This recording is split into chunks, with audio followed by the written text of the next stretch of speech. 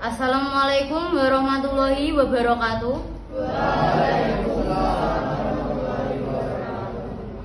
Sidang pada hari ini, tanggal 26 September 2024, dalam kasus tindak kekerasan dan penguntitan dengan terdakwa Wilauzan dinyatakan dibuka dan terbuka untuk umum.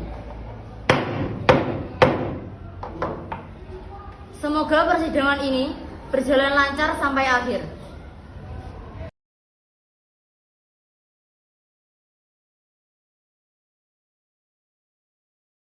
Kita akan melanjutkan dengan pembacaan argumen pembuka dari pihak Jaksa Penuntut Umum. Silakan Jaksa. Yang mulia, para hadirin, saya hadir di sini untuk mewakili korban yang mengalami tindak kekerasan dan penguntitan oleh terdakwa. Kasus ini tidak hanya menyangkut pelanggaran hukum, tetapi juga menyangkut hak dasar klien saya untuk merasa aman dan bebas dari ancaman. Yang mulia, kami akan menunjukkan bahwa terdakwa telah melakukan tindak kekerasan fisik serta penguntitan yang berkelanjutan terhadap korban. Tindakan ini telah menyebabkan korban mengalami trauma psikologis dan fisik yang signifikan. Selama persidangan ini, kami akan mempresentasikan bukti yang jelas termasuk kesaksian saksi mata, pesan teks ancaman dari terdakwa, serta laporan medis yang mendokumentasikan luka-luka yang diderita korban. Selanjutnya, silakan dari pihak terdakwa membacakan argumennya untuk pembuka. Yang mulia, para hadirin, hari ini kami berada di persidangan untuk membela terdakwa Wilauzan dari tuduhan tindakan kekerasan dan penguntitan terhadap Safanila. Kami akan menunjukkan bahwa tuduhan yang diajukan terhadap terdakwa berdasarkan pada kesalahpahaman, tidak memiliki bukti yang cukup kuat, dan bahwa beberapa klaim yang diajukan tidak dapat dibuktikan secara sah menurut hukum. Kami akan membuktikan bahwa hubungan antara terdakwa dan korban tidaklah sepihak dan bahwa beberapa tindakan yang ditafsirkan sebagai penguntitan sebenarnya tidak lebih dari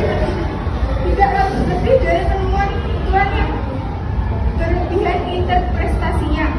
Kami juga akan menghadirkan bukti dan saksi yang akan menunjukkan bahwa terdakwa tidak bertindak dengan kekerasan atau ancaman, dan kami akan menunjukkan argumen yang menunjukkan bahwa tindakan yang diberikan tidak mencerminkan fakta sebenarnya.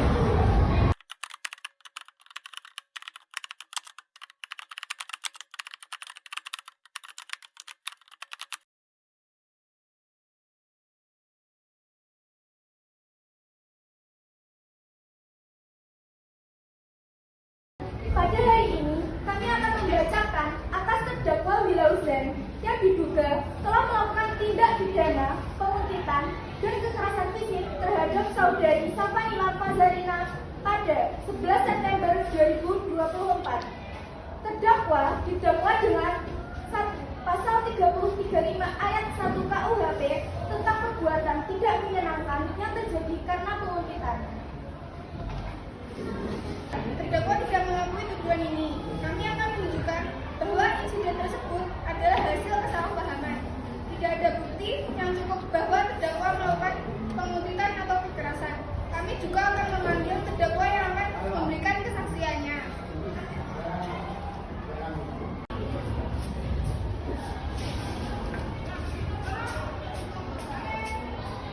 Anda dapat menjelaskan kejadian yang dituduhkan sebagai tindakan kekerasan. Bagaimana kronologi versi Anda? Ya, yang mulia.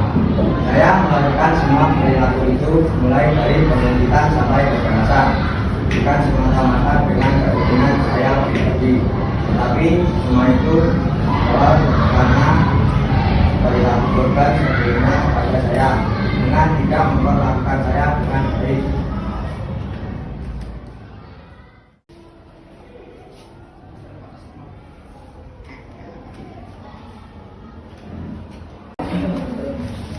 Tolong jelaskan kepada Yang Mulia, bagaimana hubungan Anda dengan terdakwa sebelum kejadian ini?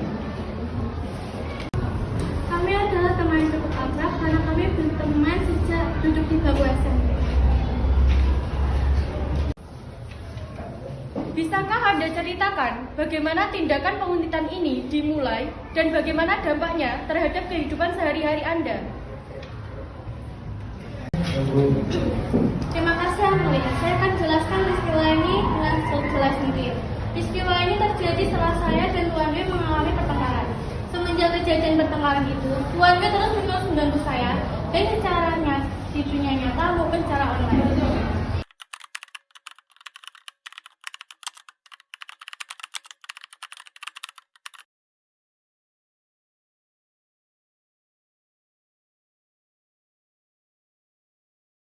Saat saksi ketiga kami memberikan kesaksian dan menyebutkan saksi R sebagai tetangga korban.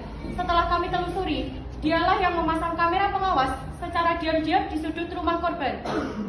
Saat memasuki rumah korban dengan alasan ingin memberikan makanan. Hal ini dilakukan oleh R dikarenakan permintaan dari terdakwa.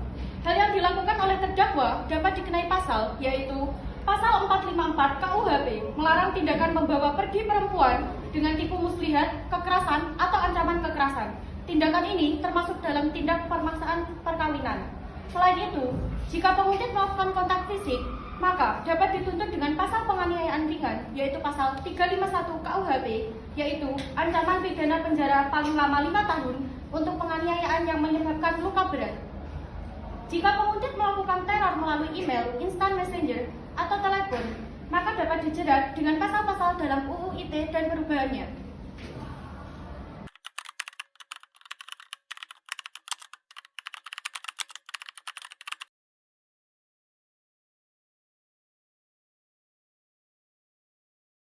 Baik, di sini saya akan menjelaskan bukti yang kami miliki.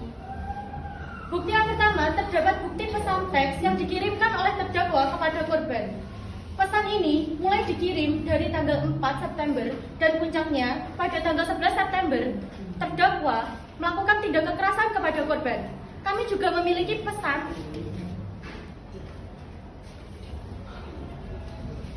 yang menunjukkan tentang luka yang dialami oleh korban. Kami juga menemukan kamera pengawas yang berada di dalam rumah korban yang dipasang oleh terdakwa bersama dengan temannya.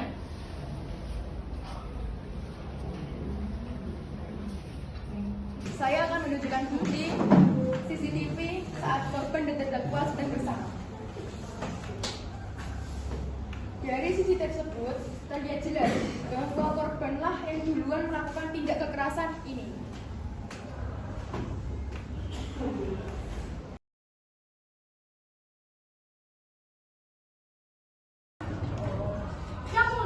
Dengan bukti yang kuat dari laporan medis, kesaksian korban dan saksi, serta pesan ancaman dari terdakwa, kami yakin bahwa terdakwa bersalah atas penguntitan dan kekerasan. Kami meminta majelis hakim untuk memutuskan terdakwa bersalah dan menjatuhkan hukuman yang sesuai pasal yang didakwakan. Yang Mulia, klien kami memiliki alibi yang kuat dan tidak ada bukti yang cukup untuk mengaitkannya secara langsung dengan tuduhan penguntitan dan kekerasan. Kami meminta agar terdakwa dibebaskan dari semua tuduhan.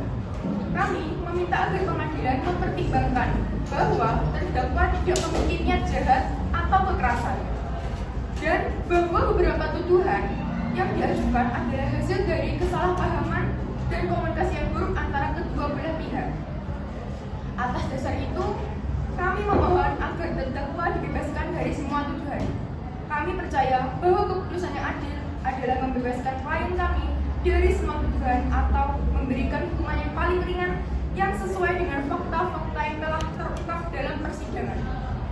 Yang Mulia, kami akan mempertimbangkan untuk mengajukan banding terhadap putusan ini.